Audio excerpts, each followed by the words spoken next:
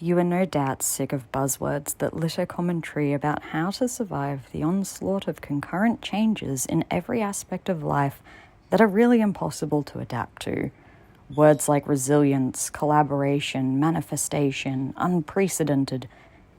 Or maybe the campaigns in elections in your area have worn you down, no matter what side of the spectrum you are on, surrounded by haughty or popularist concepts that feel disconnected from the reality we are actually living in. I do want to posit to you that there is another way to all of this, because in my home country of Australia, there is still strong cultural resistance to much of this. But I am not selling you a cure-all. I want to show you that other ways of thinking and interacting with the world exist in a culture that is statistically closer to yours, for your own consideration and thinking. Concepts of left and right wing are different for me than they will be to you, so I want to leave that at the door and examine ways of survival and ways of being. Australia has been known for its anti-intellectual sentiment, well documented by journalists and the death of their industry caused by one very destructive South Australian man. But this is constructed out of what is known as Australian realism, and I argue that this inherent way of thinking in this country could and should be wielded as a way to survive and thrive in whatever political and climate outcomes we will have to contend with. In fact, I would argue that this is the only way we've managed to survive in Australia, with several towns of ours having to be relocated or have just been destroyed entirely by floods and other man-made disasters. There are three main components to Australian realism as a usable concept. Point 1. There is a preoccupation with the experience of Australia as a real place. Its size, this place is incredibly large, its sparse population, usually constrained to main cities and the East Coast, its very, very strong isolation even within those cities, and wealth inequality, so the very realistic aspects of this place. Concept 2. Systemic pessimism, especially about the state of the world, our place in the world, and what we can actually do. And then 3, we have pragmatism as first principles in our choices, to concentrate on the facts of the now and the actions to be taken instead of prioritizing larger strategization and understanding. It's easy to see how these concepts can be inherently regressive. In fact, I found these surmised points in a paper written to help foreigners understand how Australian international relations work. It can be difficult to understand why we have not expanded influence further or attempted to better ourselves with industrial changes or economic development. Regressive thinking on pragmatic principles will do this to any country. However, it should be noted that these 3 principles, when properly examined, include useful and positive thinking based on principles of Australian materialism, pluralism, and empiricism.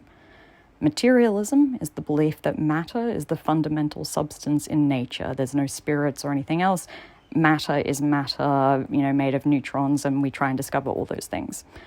Pluralism is the belief that multiple truths and beliefs can exist together concurrently. They don't have to cancel each other out. And empiricism is the belief that truths are developed from sensory interactions and or evidence. These can be seen in the writings of early 20th century Scottish-Australian philosopher John Anderson, whose disillusionment with Trotskyism and Stalinism led him to becoming a staunch libertarian lefty side.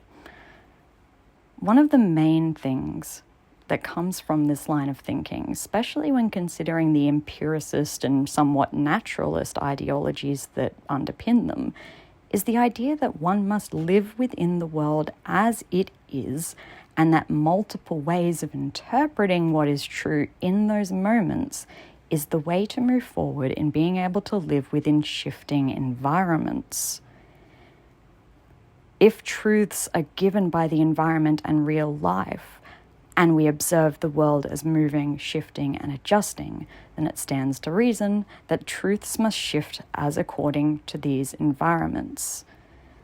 This is also how we make sense of living in such a large country where the truths and experiences of someone in Melbourne will be different to those who live in Darwin.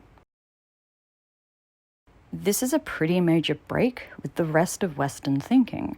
The idea that one has to be cognizant of the surroundings and in touch with community and nature for survival, requiring some level of forward thinking, handing down of knowledge, and meditative reflection, goes against directly, pretty much, the dualistic thinking of Western philosophy from antiquity and various weird Christian concepts, maybe that not all Christians believe in, such as the idea that, idle mind is the devil's playpen, or whatever the verse is, where you should be constantly preoccupied in your mind. In fact, consider the explicit idea that the mind and body are separate beings, that humans and nature are separate. These are ideas that were spurred on by some Western philosophical thought and exploited by capitalism to the stage where people do not seem to recognize that they will be affected by any changes made at all around them. Democratic voters in America who chose to abstain, somehow thinking changes to the government won't matter to them, are a great example of this. At the very least, Trump supporters acknowledge that they want changes to occur and affect people, even if these changes may be somewhat detrimental or positive to only certain people. Hyper-individualization and compartmentalization, without the idea that each one of these individual concepts can have their own truths and interact with one another, is the thing that causes pacifism and a disconnect from the world. For many Americans, supporting a political group is the only time that they can feel connected like this. Trump's rhetoric, no matter how much you or I may disagree or agree with it, it did allow people to rally around and create community and change that they could imprint on and care about. Americanisms do show this quite staunchly, but it is Eurocentric thinking that brings on an aspect of putting grand strategies and principles above immediate help to people to a forefront that is leading to things like the current collapse of the UK public and private systems. For all of America's fault, at least there is still some production and investment going on, no matter how nepotistic or corrupt. The American elite want growth at all costs like a cancer, and the Euro elite seem to want austerity at all costs like a famine. Australia, though beguiled by self-made housing crises and starvation of the poor, weirdly feels out of step with these popularist modes of putting ideals and realpolitik above the state of living currently. Our hands are tied by the external push of real estate investment that the whole world suffers from currently, but the pushback on other issues is more direct. Our right-wing ideologues and even loudest pro-life advocates sit far to the left or libertarian side than in other countries.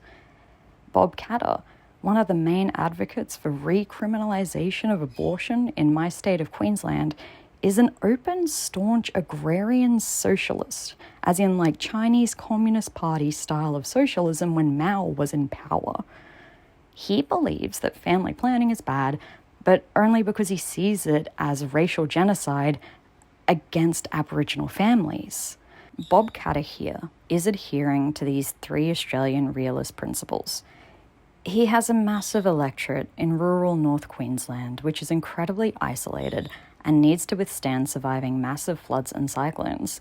He is pessimistic about the state of the world around him, seeing asylum seekers from Papua New Guinea with antibiotic-resistant tuberculosis landing on our shores, seeing the way foreign land grabbing robs people, seeing the way the supermarkets rip off workers.